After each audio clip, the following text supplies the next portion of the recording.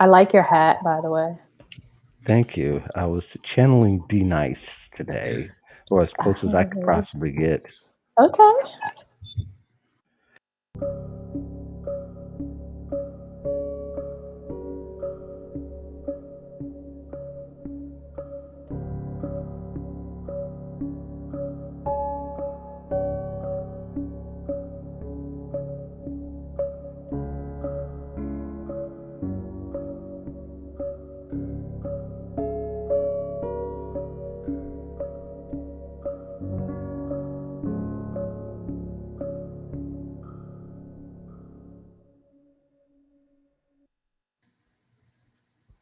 Hey, well, you're looking at your screen. It's 12 o'clock noon. It's time for Job Seeker Nation. What's up, Job Seeker Nation? This is Mark Anthony Dyson.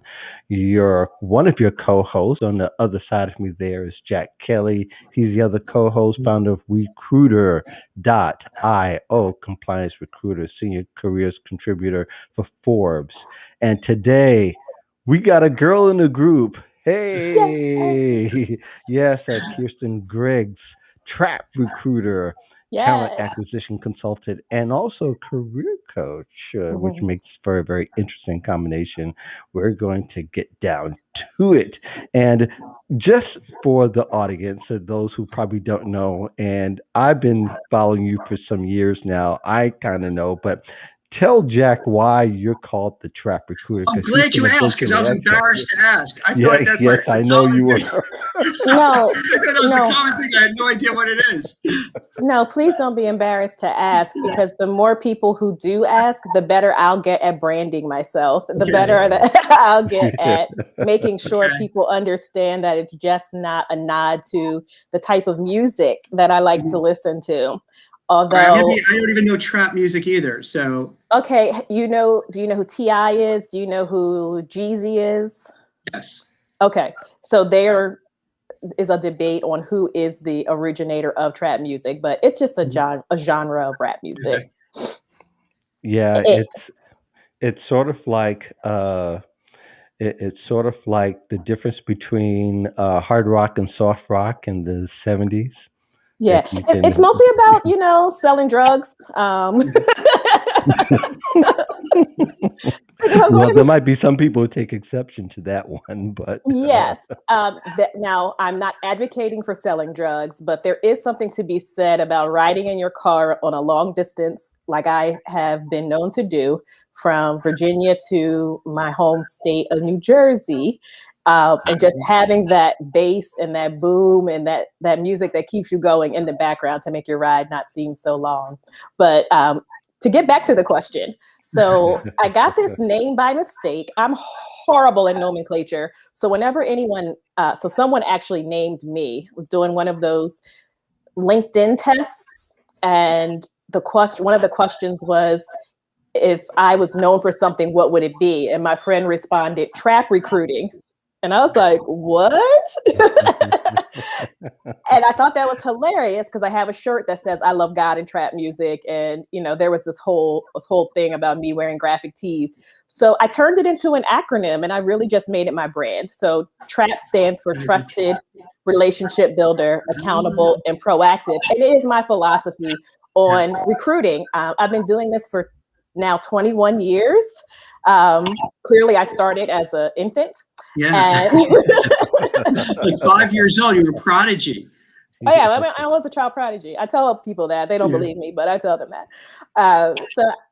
And I always wanted to get back to the way that I was trained to recruit, the way that we used to do things. And don't get me wrong, I picked up some great things along the way, having been a corporate recruiter for the bulk of my career in terms of like things that you do, compliance, in terms of training and systems. Like I got so interested in the operations side of TA that even my last 5 years inside of an organization was spent as the ops leader, making sure that recruiting was moving forward. And that's still my mission, to really bridge the gap between job seekers and the organizations who want to hire the right diverse talent. oh, that is excellent. I love that. Makes Every sense. second of I didn't know you were from Jersey. I And am. I'm a Jersey John. I'm from South Jersey. I was born in Philadelphia, but I grew up in New Jersey. I went to school in New Jersey. All my weekends were spent in Philadelphia because I am a church girl. They were all spent at church with my parents. My parents are from West Philly, so I still have my roots there. And when I do go home, my accent comes back. My attitude. I The understand. Jersey accent or the Philly accent? Because they both have very interesting So it's different. It's a hybrid. Like there's certain words that I say even now that they're like, oh my gosh, like where are you from? And I went to school in Richmond in 1994. So I've been in Virginia since 94 for the most part. And I now live in Northern Virginia. So my friends back home say I have a Southern accent. And my friends here say you just sound odd. Like, because they don't know what water is. My wife. I'm originally from New York, and when I say orange, she doesn't like the way I say it. She says it completely different. They say it completely different here in Chicago. So every time my wife would say orange, she goes, "What was that?" So it's been a running joke. How are you now supposed to say it? Well, you know what? That's what I say, but she says it some other funny way. She says that I say it. So understand that we've been going on for 3 decades now with that same joke every time I say orange. So I just try to use orange sometimes just to throw her off. No, don't say that. I don't know what that is. No, I definitely don't know what orange that is. in Spanish. Yeah, that's orange in Spanish. But okay.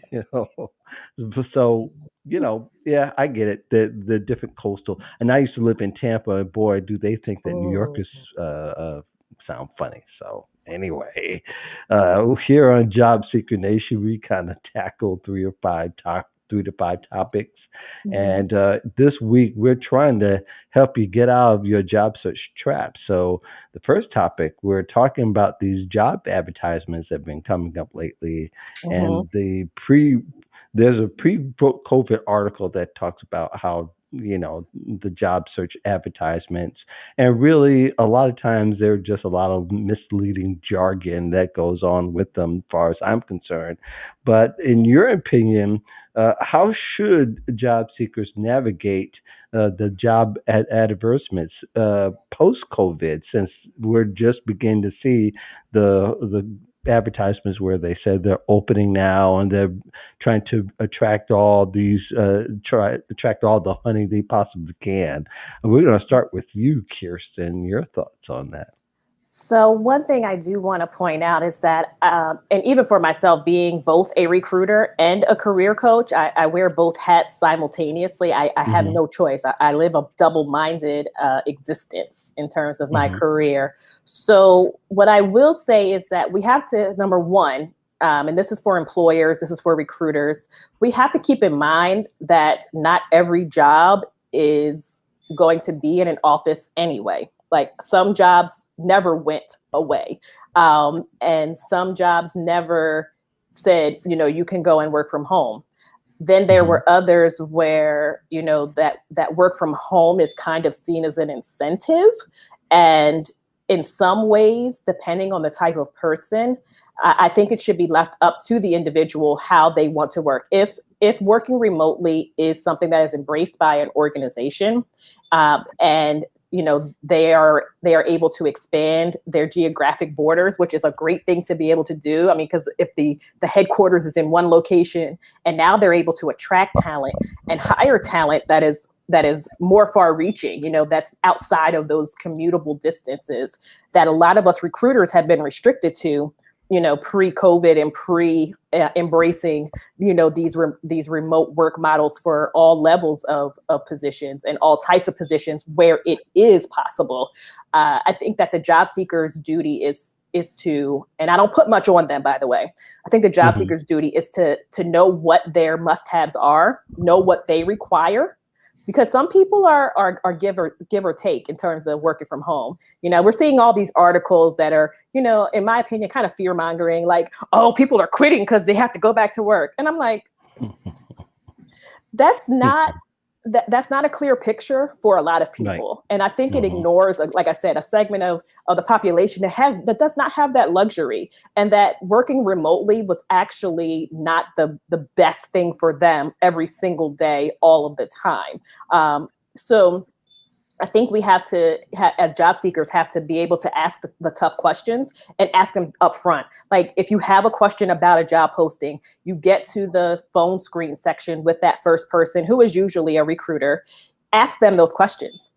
Is this a remote position? Is this a hybrid situation? What is your expectation for me showing up? How do you guys, make me still feel like I belong and like I'm included?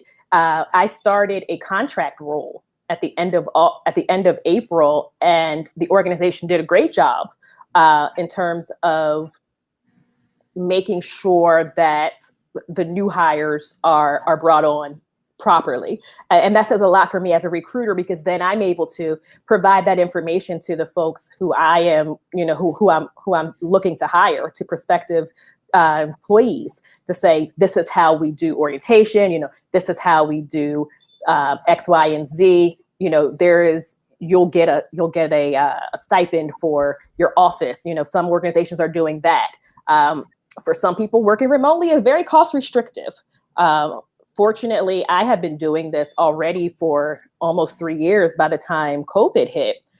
And it made me take a step back and really think about, like how much what I call situational privilege I really had, that I was already in a routine, that I already understood, that I have space where I can focus and I can go somewhere and have conversations on video, or have a closed door meeting. I can think. I don't have to do everything in the same location: sleep, eat, read, work, I'm not confined to that. So like I said, I think we have to be a little bit more gracious in terms of how we are deciding what works best for people. And I think that it's up to the job seeker to decide what that is. Because like I said, remote work doesn't work for everyone. Yes, I agree. And I know, Jack, you have your own unique take for your own unique industry. What's up with that? So in terms of, in addition to the remote, but just the job description as a whole, from what you're saying? Keirsten? I'm saying include it. I'm saying if there's remote work, and if it's a position where remote work is available, include it. Because like I said, you'll attract more people, but don't pretend and don't lie and don't make there be I think where people are getting tripped up is that there's an expectation that it's going to be temporary and that they're going to be, expected to show up at some point.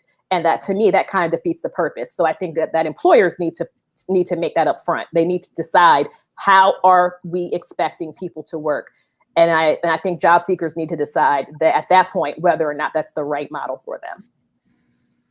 Yeah, the clearest employer will be the most attractive employer. And I think we've talked about that before, Jack, where if the standards are really clear, that whether it's remote or remote for a while, then people will be, okay, I can do, because then you care about me, you care about my safety, you care about the type of work that I'll be doing.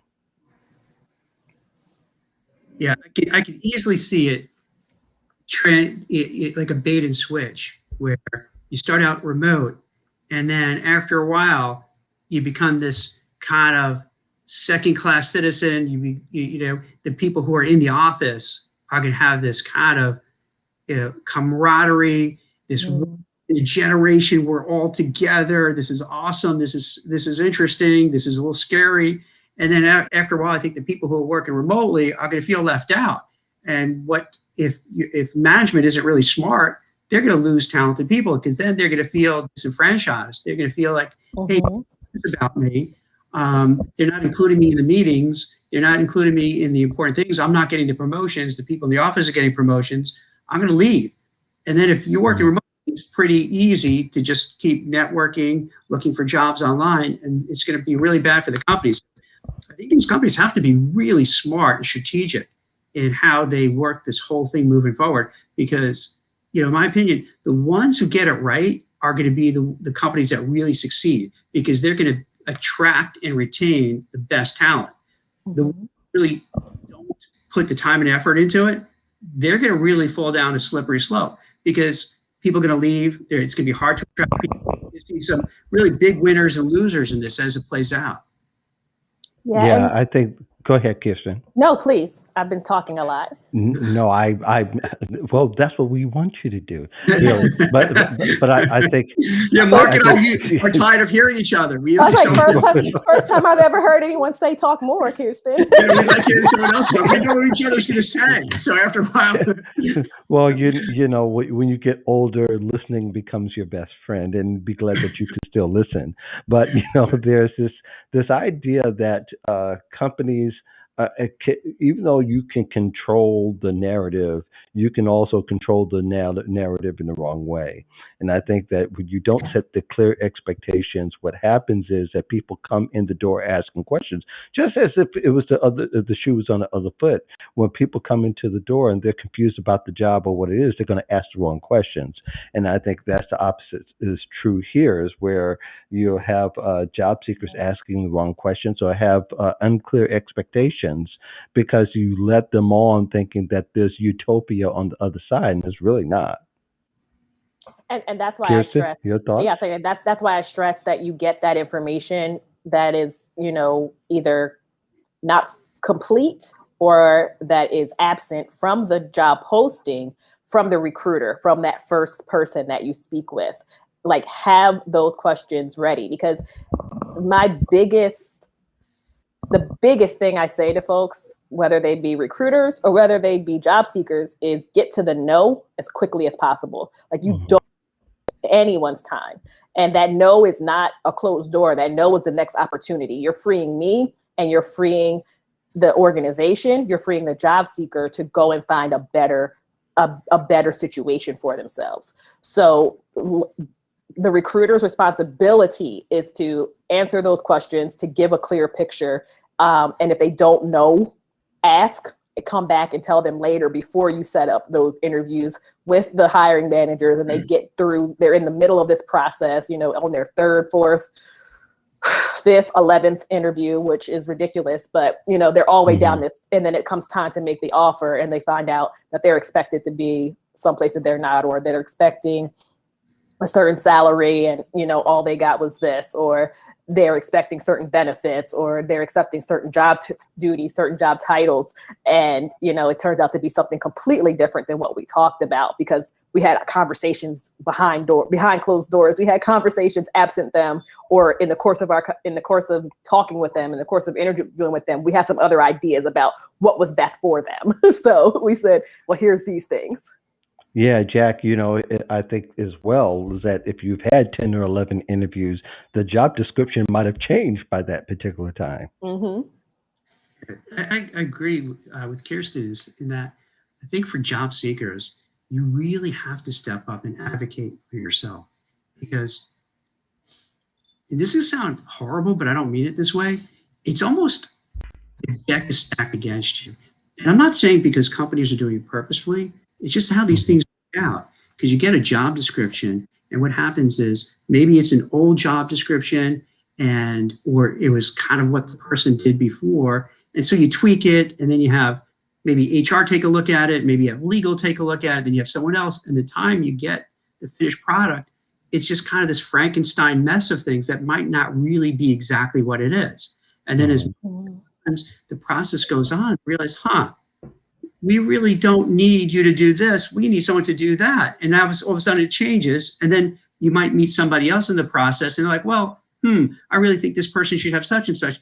So the whole thing, it's not as great as it should be. And it's not anyone's fault. It's just the way these things play out. So as Keirsten, as you were pointing out, I think the key is all along the whole interview process, and it's hard to do, it's uncomfortable to do, but you have to ask the questions and the tough questions and make sure you're on the same page and make sure, hey, am I right? Is that the job is going to entail, A, B, C, and D? Okay, I want to make sure, is this, when it comes to benefits, salary, compensation, options, whatever it is, you want to make sure so that at the end of the day, at the end of 3 months, 6 months of interviewing, it doesn't end up where like you're on completely different sides.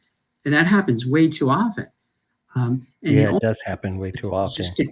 The only way to do that is keep asking, and it's tough because you could come across as a nudge. You can come across as like, oh my gosh, I don't want to hire this guy, Jack, because he's too, he's asking too many questions, he's being too pushy. So it's almost, you have to strike that right balance to find it out.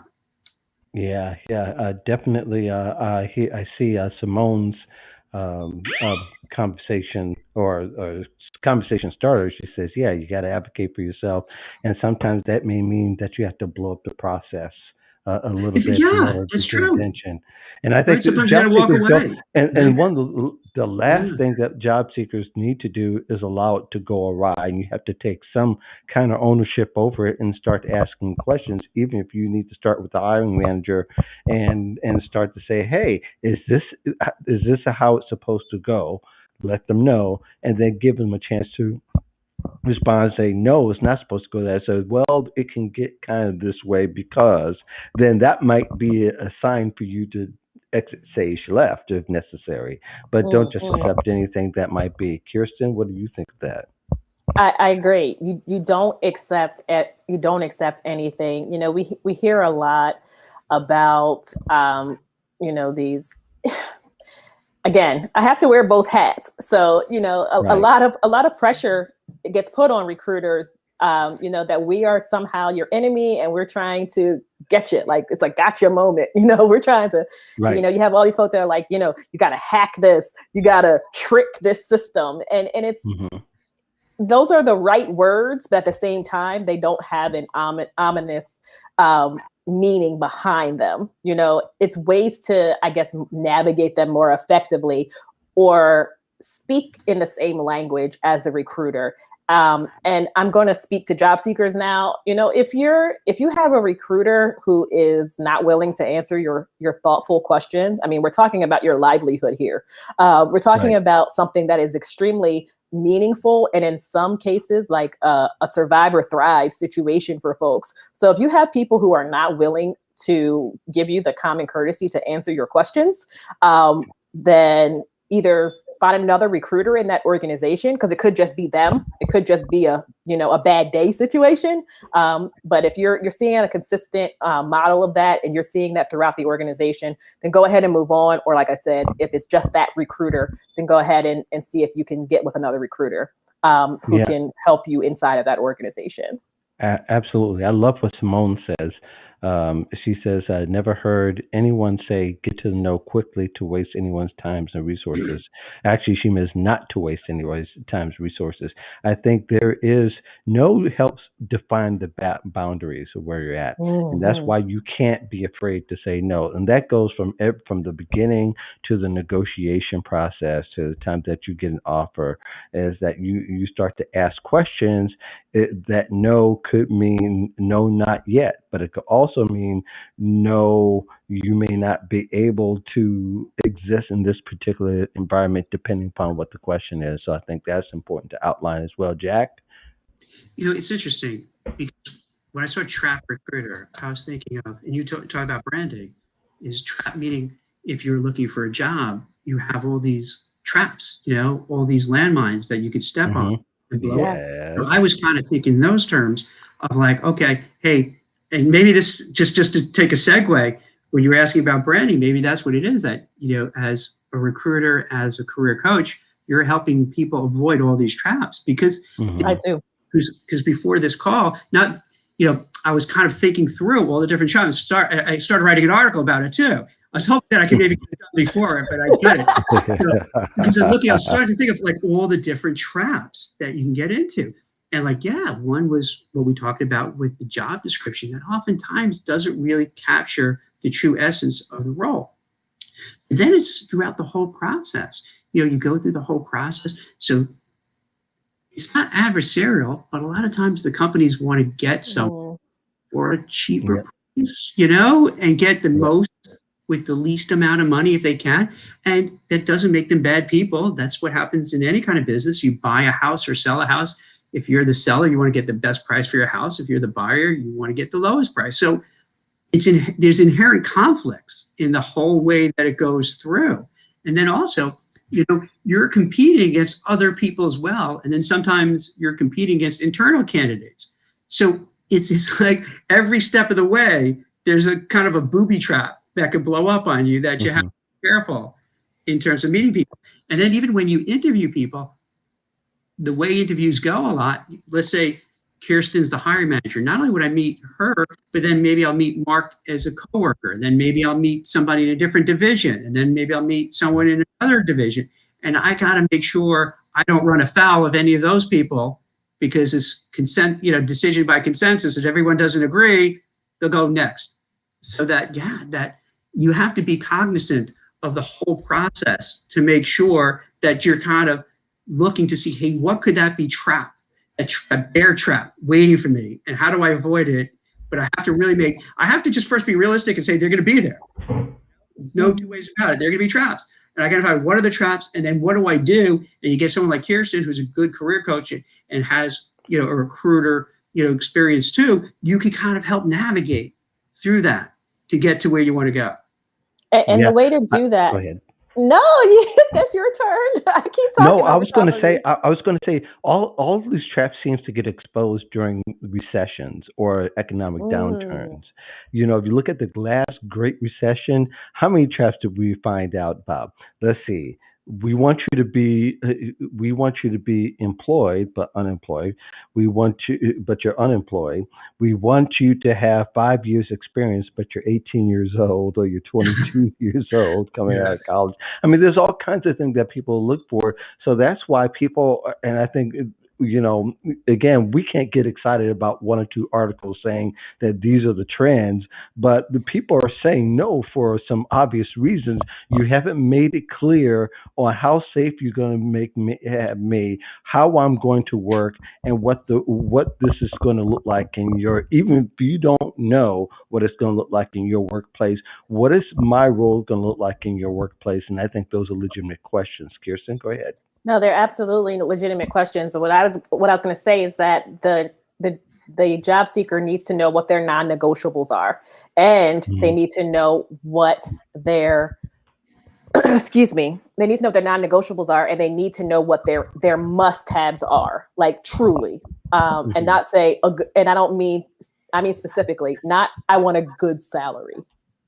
I want to work for a forward-thinking, innovative company. No, what do you mean by what do you need? What will you not accept? What is a deal breaker for you? And I always push my job seekers on that. I had one experience recently where I pushed a little bit too hard, and I had to apologize because she started crying, and then I started crying. And I was like, I'm awful. I was like, No. It was a moment for both of us. What did you say that they were crying? You seem like a nice person. How did that happen? I understand this language. I'm a kind person, and I come from a place of love, but I'm also an extremely direct person. Oh no. Okay. So and I had to let them know that they were not speaking for themselves. They were not speaking their own language. I was like, I really don't care what that job said. No, what about you? And I just went on, and I started with I was like, you're an awesome person, blah, blah, blah. And you have done all of these things. And I was like, don't let anybody. And it was just like, why is she doing that? Why is she talking to me like that? That makes sense. That sounds very fair. That sounds like, it was. But I think, like I said, we always diminish the value of our contributions. I do it, I do it. I think it's just a lot of people do it, I should say. Not everyone, but a lot of people do it. But people fall into that trap. But you mentioned something very essential. The job seekers kind of put their foot in their own bear trap in the sense that they don't know and haven't defined what they want to do. And that within itself is self-sabotaging as much as they don't realize it. And so when a career coach, the best career coaches I know to work with, and when I did a lot of coaching, and do some voluntarily, is when you don't know what you want to do, then you make yourself vulnerable to almost everything and anything that comes in your way. And you don't want to be that. So you'll end up in the job. It'll be past your 90 days. You're going, I really can't stand this job. But then it takes you a couple of years to gear up again to get going. You don't want to be in that situation. If anything, you should be self-aware, at least have an idea of what road you're going to be set on. And maybe you don't know that job's name, but you do know in your mind what you want it to feel like, what it look like, and what it kind of tastes like. Jack? Absolutely. Oh Yeah, my God. someone just posted, which I think is so on target. Are you essential? Uh, Yeah. I don't know if I see it different than you do because it says just LinkedIn user, so I apologize for not referencing the Yeah, person. that's Simone. I got my eye on LinkedIn. Yeah. LinkedIn Is does that funny to stuff me? sometimes. See, that's where, and I'm curious what you guys think. To me, that's where it really boils down to, is that in my experience, when a company hires, and to go back when we talk about job description, if they have like these 10 bullet points, they want someone to have all 10 of them. They want to have 12 out of the 10 of them. They want someone who Hmm. hit the ground running. And if you come into a job and you really have the background, the experience, the academic credentials they're looking for, then you're in the driver's seat. So I think a lot of these conversations too depends on how you're going into this. So if you are essential, and I think Simone, me, I don't want to put words in her mouth, but I imagine maybe she means like, do you really have everything it takes for that job? Then you can really call the shots because they're going to say, hey, Keirsten checks all these boxes and she has great people skills. She's enthusiastic. She's motivated. We love her. She's great. They're going to be much more open to all the questions you're going to ask as a job seeker because they're going to think, oh my God, this person's awesome. They're fantastic. And they're going to go out of their way to answer the questions. Whereas, and this is not fair, but this is how things play out. If let's say you only have 40% of the ingredients they're looking for, it's a little tougher because now they're looking at you like, well, you're not really perfect. And if you ask and push too much, it's harder. It's harder because they want to wait. They say, hey, you're not perfect for it. And you're kind of asking a lot of questions. So if you come from a position of strength, if you're looking for a job and you have, all the criteria, then you have much, much more bargaining power along the whole way, all the way down to when it comes to salary negotiations. So that's Yeah, that's a good point. It's a really big difference in how you interview. yeah, and I think really when you're interviewing, you've got to be willing to. It's okay to kind of ask the kind of questions that find out where the landmines are. Because there most of the time you can kind of know that there are some you can kind of feel it, but you can't define what it is.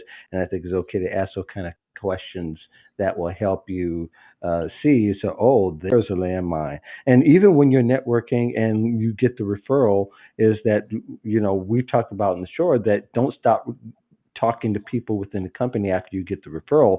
Start talking to more people, and you can also help define where those landmines are because the company is not going to say, hey, be careful to step here because it might just explode on your foot.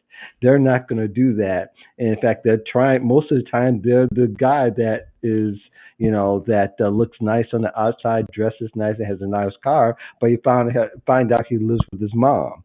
So you don't want that kind of situation at all. Any other comments before we move on in this? I think this was a great part of the discussion. Any other comments, Keirsten? Had anything to add? No, I think we covered that. Okay. I think we covered it, but it continues as I got a viewer question, really, and what it was is that this person has had quite a career in the sense that they've been able to figure out everything in their career except for how to get multiple interviews and to get multiple opportunities simultaneously in the same job search effort. In other words, they've been able to get jobs, but it's been, by happenstance. But in this particular case, in this particular recession, he found it very hard to find jobs and talk to employers and to get to talk to them all. So we did some coaching, and this is one of the things that we talked about. And he said, I feel so embarrassed, inadequate and embarrassed that I'm basically not done much of anything with my work life.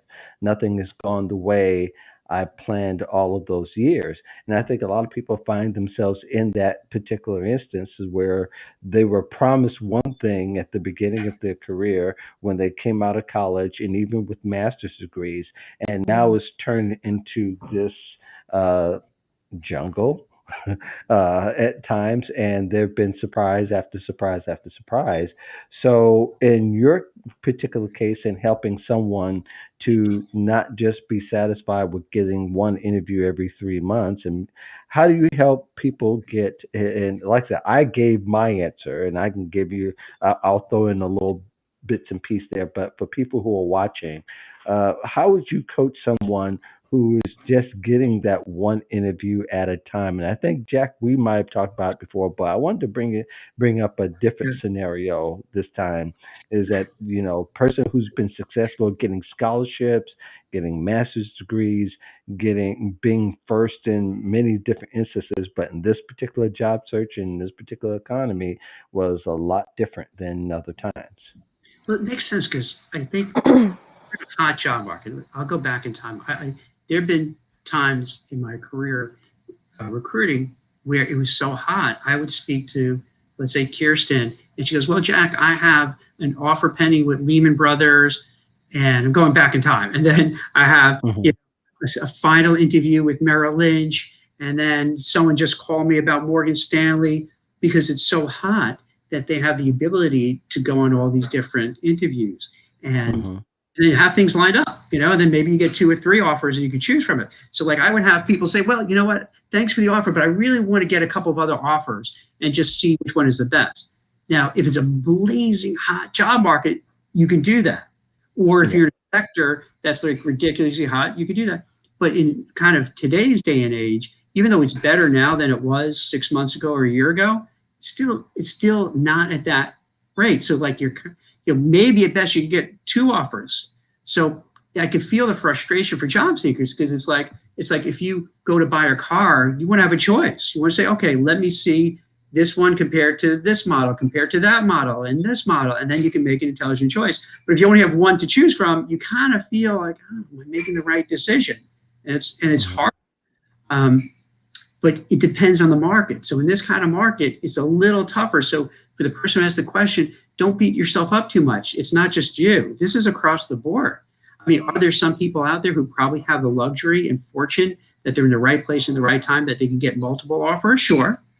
But I think that's the rarity. I think most people work really super hard and sometimes they don't get anything, or maybe they do get one thing. So in this kind of market, now I'm hoping it's going to get much hotter because compared to where it was, it really heated up. There's really much more activity. In fact, Keirsten, I got to apologize for looking like a slob today. Usually I'm No, you don't. because he always has like the fedora and he's looking sharp. So I usually have, kind of a blazer on with a pocket square, try to keep up with him. But this whole morning, I was just in the zone. You could appreciate it as a recruiter. I was just in the zone of recruiting all day long. And then all of a sudden I'm looking at my watch and I'm like, oh my God, we got to get on soon because the market, so it's really picked up a lot. It's really picked up a lot. So we may get to the point where it is you can get multiple orders, offers. So right now, don't beat yourself up if that's not the case. But if it keeps going the way it is, that's a good possibility that you may be able to get that.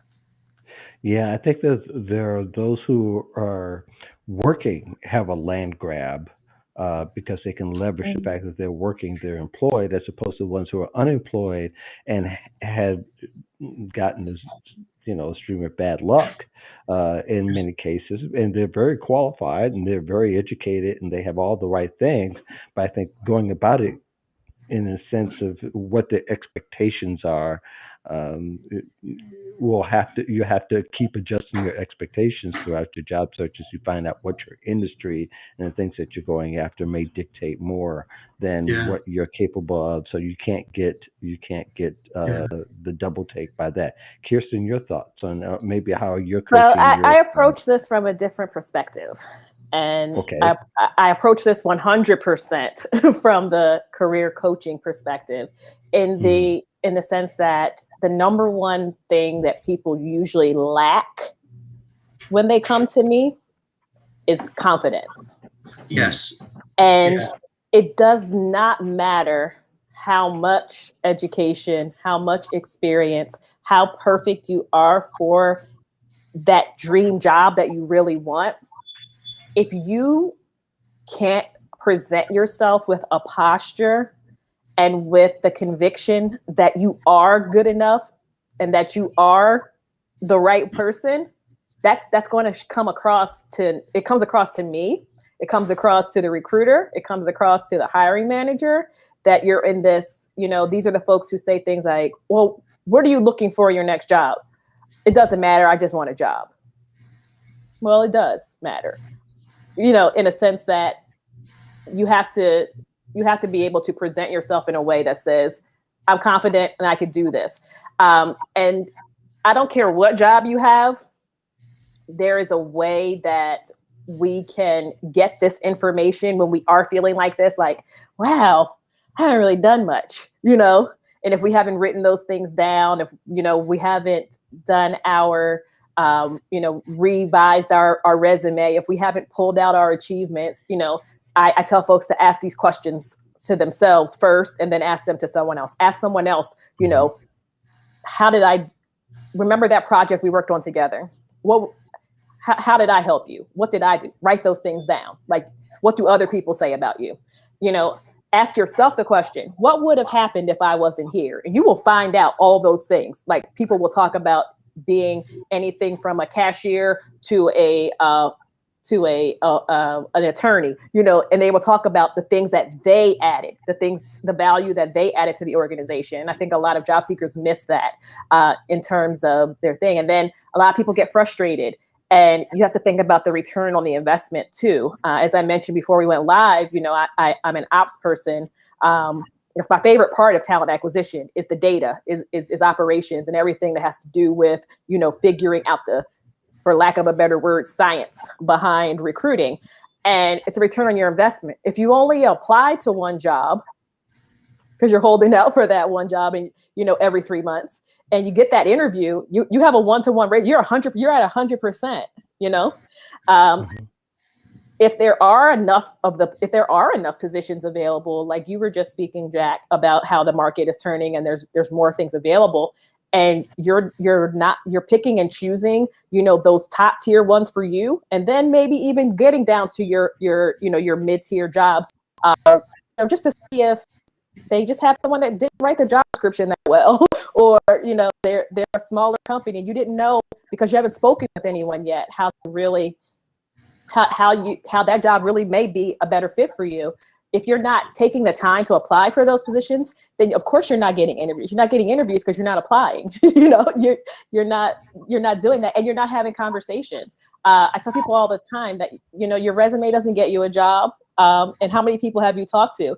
I see so many folks who get these jobs networking. They get jobs networking because they spoke to someone, and that resume comes later. Like, we've already talked to you. I've already told my boss how great you are, and said, hey, this person would be great to join our team.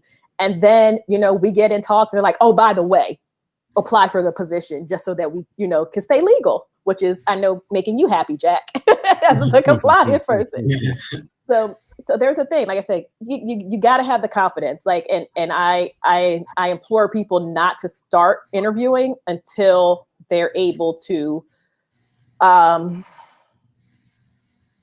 work through and push through their nervousness. And I can say this as someone who has, who transitioned and pivoted my career in ways that were very uncomfortable for me, and that things that I never wanted to do. Like, I like being behind the scenes. I never wanted to be this person that's on these live videos talking to folks. I wanted to be a person either writing about it sometimes, or, just giving that advice one-on-one. So, I've had times where I remember when I first launched my business, like, for real, like, no BS. I had a speaking engagement at the FBI, of all places. Like, I was a few months old, and they were like, yes, come talk to us. And I was like, what? That's great. That's awesome. But I literally got up there, and my mother was in the audience, and when I got off, she was like, you were about to cry. I said, yeah. She was like, nobody else knows. Everybody's like, oh, you were great. But I was so nervous, and I was so like, these people are not going to like me. Like, they don't care what I have to say. I was like, girl, you're unemployed. I was talking to myself in such terrible ways, which is what that comment was. We've got to affirm ourselves. We got to speak positively to ourselves. We have to tell ourselves the things. And I still catch myself doing it often, changing my thoughts and saying, if I drop a pencil, it's something as simple as like dropping something. It's like, you dummy. No, don't say that to yourself. Yeah, you were more like the Suge Knight type rather than the Puff Daddy type that rather be all up in the video. No, Jack, I'll I'm clue you in different. later what that reference is. I'm not But sure all in either. all, I want to be no, more. I know you're not, but I No, guess no. the sense that you'd rather be behind the scenes as Oh opposed to yeah, yeah, in yeah. front of the camera. I don't In want to be that a sense, rapper. Yes, no, yes. no, right. I don't want to be in your But I think video. No. yeah, right, right. But I'm the same way. I mean, Jack got me doing all these lives. It's like I was scared to death at first, but now I'm very comfortable. I cut the Yeah. camera on anytime and go, "What's up?" But I think it's just very important for people to kind of having to make adjustments along the way in many different ways, and I think people get stuck in their way, especially when they're older. They want to do this way. I've been doing this way for so long. That's usually the first cry for help. And so I have never been able to adjust to all of this technology. That's the second cry for help. And all these cries for help, when really it's a matter of looking at what people are doing, looking at how they're employing, what the industry is asking for, and if the industry's interviewing and you've got to interview before a bot before you do a person, that means you've got to be ready to do an interview on video despite what you may feel about it. And that's why you can't feel sentimental about the ways that you job searched in the past or the employers in the past, because you'll get stuck more in your feelings and you'll stay there instead of saying, well, this is the brave new world, let me talk to some other people who have braved it and gone through it, and maybe I can learn something, glean something from them. Your thoughts, Jack? Yeah, I agree with both of you. So when you started talking about, hey, if you're in a job and you're looking for a job, it's easier because you're more confident. And that goes to what Keirsten was saying. I agree with that wholeheartedly, because if you don't have the confidence, it's not impossible. It's really hard to put it together. Because let's say, Keirsten, you're the hiring manager. You really just want me to come in there and make you feel like, oh my God, Jack could get this done. It's going to help me. He's going to make my life easier. He's not going to be a psychopath. This is great. So part of the game of interviewing is you really have to come across exuding confidence that you know what you're doing. You can get things done. You can make things happen. And you have to also do it where you're not being arrogant and obnoxious about it. So it's a fine line, because that's really what a hiring manager wants. They want someone to come in there and make their life easier, make it better. They're not, and also make sure they're not going to do anything dopey to get the boss in trouble.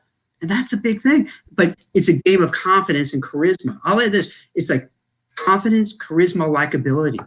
Those are such big underrated factors that we don't talk about a lot, because it's almost like we want to say, because if we talk about charisma or confidence or likability, it almost takes away from like, wait, no, you have to have all these ingredients and that's it. But I'll tell you this, in my own personal experience, I've seen so many people who, let's say you have two candidates. One has like all the ingredients, but really can't sell themselves. Someone who has traction, but boy, they can sell themselves. The ones who can sell themselves win more often than not, because they come across as winners, and then people want to be surrounded by winners. If you could get let's say this person has everything you need, but kind of comes across like a schlemiel, a schlump, someone who's like, a nebbish. Very Laverne and Shirley. I was thinking the same thing. Schlemiel. I think I had to throw in some reference to something I felt left out. So they're like, they could do it, and then you look at the other person who's like really just sharp and awesome. You're like, all right, I'm going to go with that other person. And that's just life. Think about it. That's like dating. That's when you make friends. Like let's think about it. If you go to a party and you're a single person, you're going to gravitate to someone who looks like they have their life put together. You don't want take someone else's package. You want someone to put together. You know what? If you're younger or like our age and want to make friends, you're not going to look for some kind of weirdo. You want to find someone who's nice or normal, whatever. So it makes so much sense. But so I'm glad you both talked about it, because I think that's like an underrated superpower. If you could work on your confidence and be able, but to be real about it, not this phony, fake, puffing up your chest kind of thing, but a real, you really feel good about yourself. You really feel, what I'm doing. It's authentic, it's genuine. That can nail it. That's a great thing to have. And if you don't have it, to just work on it. Find a career coach, like Keirsten, to help, who she could help, like, all right, how do we get you to that point? Because you can do it. You know what I mean? You can. And I really appreciate what you're saying, respect what you're saying, Keirsten, is that even the most confident people, it's not always like that. They don't feel like that every single minute, every single day. I mean, no one's like that. And I think a lot of people feel like, oh, I dropped the pencil, I'm a loser, why I dropped the pencil. That happens. But you correct yourself and you say, wait, that pencil was stupid. I don't like that pencil anyway. And that pencil just freaking flew out of my hand. It's a possessed pencil. It's the pencil's fault. I mean, to kind of reframe it and get your confidence back. And it's a process. Just like you shower every day, brush your teeth every day. It's like you got to work at it. You got to work at really building up, those muscles. And what I find out too, and I don't know if you do this in your practice, but I find it with having kids, is that you really want to celebrate every little victory. You want them to feel good about things. You want them to do things that they excel at, and they get some successes under their belt. So when that happens, they could look when they're going to a new situation and say, well, you know what? I did well on this test that I didn't think I would, and I got a great grade. I'm not that great in baseball, but I got a single. That's great. So now when you move forward, you can look at all those victories and you can feel really confident. So same thing with a job search. You want to find ways to say, to really look to see what you've done, to build up all those little victories. So then it's real. So then you're really feeling good going into that meeting. Yeah. Can I just add one thing? Yeah, go ahead. So I don't tell anyone anything that I wouldn't do myself or that I have not done myself. And I will just point this out, especially to the person who asked the question that prompted this conversation, this part of the conversation. There is nothing wrong with what I call an in-between job. And it is nothing to be embarrassed about. So like Mark pointed out, when you have a job, it is easier for you to get a job. And we don't say that, haphazardly. We don't say that in a way that says you have to be it doesn't mean you have to be in your dream job and go into your next dream job. It means that having as Jack said, the repetition, having the habit of doing something every day, and, maybe applying your skills in a way to that role that weren't always there, or that they didn't know worked before. It could be something as simple as volunteering. If you don't have the opportunity to, go get a job like I did. I worked at my friend's church. I was his part-time assistant. I did the programs and, created the little banners and stuff for their services on Sundays. And, I created I'm good at spreadsheets. So I made, I got their membership roles and stuff together. And, I would send out birthday cards. And, like I said, I did administrative work for almost a year, part-time, And do you know how much stuff I learned how to do just because I wanted to do that job well? Like, you could see the transition. If you look at my older Instagram, you'll see a transition of how far my graphics have come and how far, like, I learned how to do stuff. So there's nothing wrong with that. And like I said, like me sitting up here saying, yeah, I worked for $25 an hour. Sure did. And it probably cost me more to get to work than I actually made. But it was the value. It was the return on the investment that I put into that. So, don't be ashamed to have an in-between job. Don't be ashamed to volunteer your skills and apply your skills to other places, because it will do a great deal for your confidence. It will do a great deal in helping you job search. And by the way, while you're there bagging groceries, you're meeting you could be meeting your next coworker or or the hiring manager or the recruiter. because you were smart enough to say, hey, blah, blah, blah, how's your day going? Just in little small talk. And they're like, I'm having a horrible day. And because I've been looking to fill this same role for underwater basket weaver. And there's only 6 in the whole country. And you're like, I'm an underwater basket weaver. Like, Yeah. how do I Right. apply? Yeah, that was Right. I'm Well, so with you on that. I go so ahead. believe Yeah. so strongly that. And I think Mark and I have talked about it a little bit. It's like, Yes, we did. again, I'll say this to my kids too. It's like an object in motion stays in motion. So like if you're doing something, you have a better chance of something happening. If you don't do anything, it's really hard. If you're at home and you're not going out there doing something, anything, who's going to notice you? They're not going to know. But like if you said you go to your church and you're working and doing something, even if you're not making money on it, you're meeting people, you're making things happening, you're getting little victories. That look what I did. Now I improved my graphic skills. Now I improved this skills. I improved my people skills and so on. So then you have the confidence when you go for that job, you're feeling good about yourself as opposed to just coming out of your house, having done nothing. And then it's really harder. exactly. Yeah. I love what Elaine says. Thank you, Elaine, for commenting. She says, "Kirsten, you're so right. I am doing 2 part-time gigs while I'm looking for a full-time job, using a lot of my marketing skills and learning some new ones."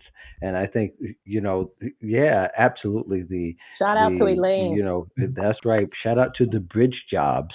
The Yeah. bridge jobs do help, even if they're temporary. Even if you could land one of those or a contract job, do those. Mm-hmm. And don't be afraid to venture one place, but you'll just have to be disciplined and do the other things to get back on the road that you want to do.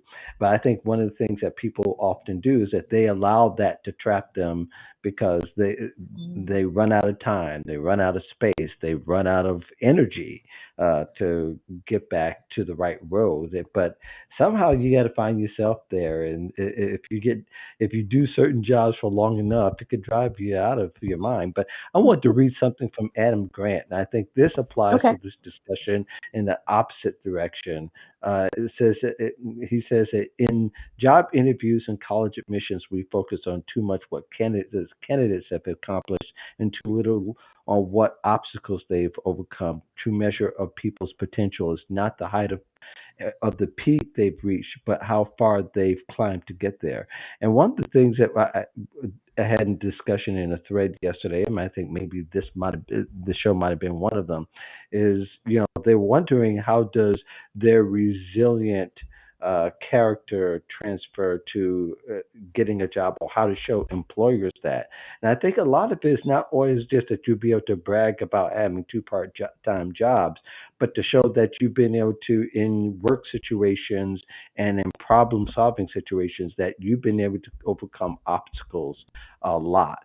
And by not mentioning those challenges, not mentioning the fact that maybe you had to complete projects when you had other coworkers exiting because of layoffs, or that you had to endure a bad manager that ended up had being walked out of the office, or whatever the case may be, how you're able to say that I've overcome these obstacles, get these things done, while you're mentioning what you've gotten done in your accomplishment. So you're not just highlighting an accomplishment, you're also highlighting the fact that you're able to overcome those obstacles and those traps, if you will, in other words. And I think from the employer side, Adam is saying that we never put we put so much emphasis on what somebody's bottom line is instead of looking at the character of the person and how they got to where they have been able to get to in their career. And I think that's a big part of this discussion here, is that there's a lot of things could zap your confidence, and this economy is one of them. If you made it to the other side, you're breathing, you had a conversation in the last minute or so, you are resilient.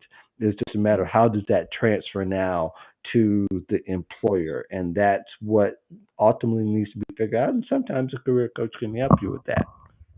Kirsten, comment? Absolutely. No, absolutely. And I think that it's a matter of as you like to say, like bridging that gap and connecting the dots of how you can apply what you did in previous experience, whether it be on your 9 to 5 job, your formal paying job, or in other situations. Like, how have I solved the problem, and how will that benefit this organization as well? Yep, excellent. We're coming near the top of the hour. I just want to be sure to give you guys a chance to tell us what you're doing and where you're going to be at. Kirsten, we thank you so much for joining us here on That went quickly, this huh? hour. We could be kind of brutal at times, but we can manage to try to make everybody happy and make a part of it. So, where are you going to be at next? Do you have a podcast I episode that you do. guested on, or a place where you're giving a speech, or you give us one or the other, or both? Well, I just finished ERE last week, and I'm Mhm. pretty sure I don't have anything else on my calendar. I Oh, don't know. cool. I Okay, so you know. did I'm pretty ERE. sure. That's Well, I awesome. mean, I write. Yes, I do write a column for ERE, Recruiter Realness, and once a month, and I do some other things with in her site as well. I have a bunch of stuff out there that will help job seekers. Specifically, it's catered to women, but those the information that I provide helps both job seekers as well as HR, recruiting, employers, hiring managers. So it's not just through the women's lens. So, but I do have some available content out there, or you can always just follow me on my social, on my LinkedIn. I post stuff pretty frequently, and I will let you know the next time I'll be somewhere or speaking somewhere Highly else. recommend following Kirsten Thank you. and Thank her you. exploits. Jack, uh, anything coming up we need to know So about? right now, I got a lot of, and this is a good thing for everybody because I inundated with job offer, orders. So it's good. So really busy doing that. But then also I'm working on see if I can put together a new book about kind Nice. of future of work and then what job seekers or people can do to enhance their careers. Because to me, I really see that once we get out of this pandemic, things have changed big time, and we've seen it Hmm. change already. And I think for a lot of people, this could be like the best time ever. I think it's going to show a lot of opportunities. You know, anything from working remote to new kinds of different type of jobs. It could be a really awesome time period, and there's going to be a lot of these trends converging. So that if people can kind of see where these trends are and what's happening, they can know how to pivot their careers or reinvent themselves. So I've been doing a lot of work on that side. So I'm hoping to get it done, hopefully in the next month or so. Oh wow. Okay. Nice. Awesome. That's great. Yeah. I'll give a big shout out to Lisa Lewis Miller. I was on her podcast and it was just released today at the Nice. Career Clarity podcast, the Career Clarity podcast. So you can find that on your podcasts near you, whatever podcatcher you decide to use. We thank y'all very much. Feel free to follow all of us on our social channels, but if you're on LinkedIn, mostly you have the live link right there beside you. You could just press the follow button on our profiles. In the meantime, we thank you. We got a bunch of guests coming up. Next week is our friend Jack is Lisa Rangel. She's coming Awesome. up and she's on deck. She'll be ready to go. Lisa, who I just another Lisa will be coming up on the 16th. Lisa Lewis Miller, and we've got a bunch of folks lined up, and Great. I'm really excited about too. Brad Mitten, Cassie Spencer will be on the 23rd, and we just got Ryan Roten and Andy Foote on the show here on the June 30th. A That's lot of going stuff to to be do. a riot. So Nice. hopefully, if you have any questions, feel free to use this thread that we have, and also contact us anytime that you wish. And if you have any questions, feel free to contact any of us. You guys have a great Wednesday. Thank you very much for joining Job Seeker Nation.